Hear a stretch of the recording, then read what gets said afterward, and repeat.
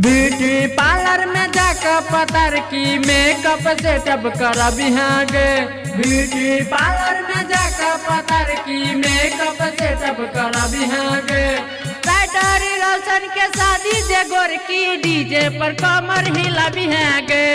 Writer रोशन के शादी जे गोर की डीजे पर कमर हिलाबी हैं गे। मुझे तोड़ दो।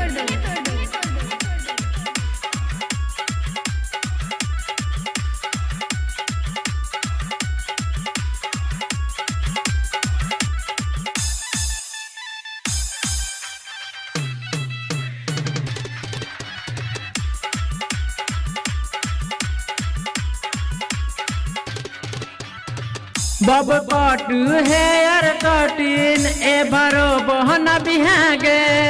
कन में बाली होठ में लाली फेयर लबली लगा बिहागे। की कहली रे?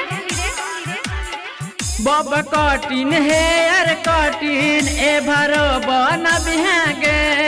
कन में बाली होठ में लाली फेयर लबली लगा बिहागे।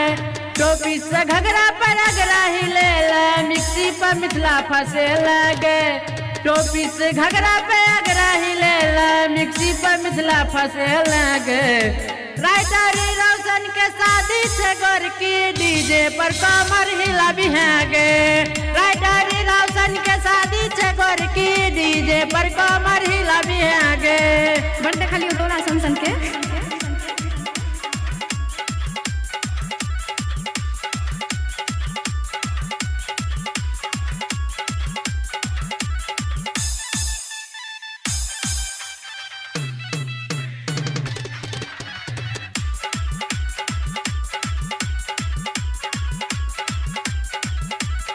छोट छोट कपड़ा पहन के छोरी सबके सनका बिहागे।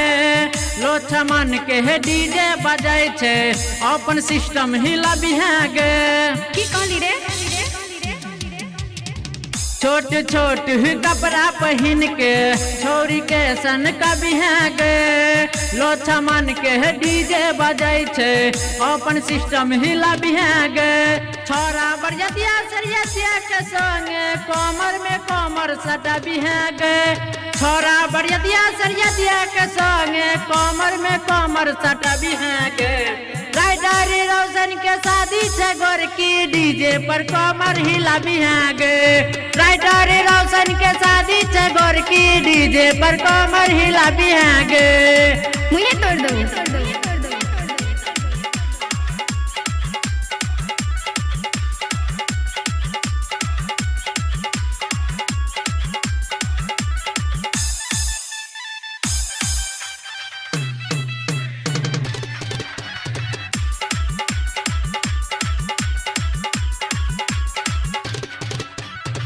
राइटर रोशन के पर कल में करी है भेंट गे।